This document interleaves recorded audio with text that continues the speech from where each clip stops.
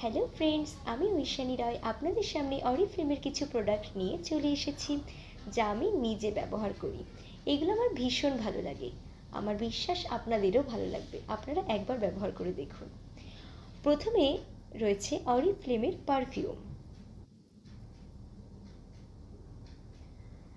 এবার অরিফ্লেমের hot oil for dry hair, অরিফ্লেমের face powder, foundation, lip balm, mascara, eyeliner and last অরিফ্লেমের nail polish.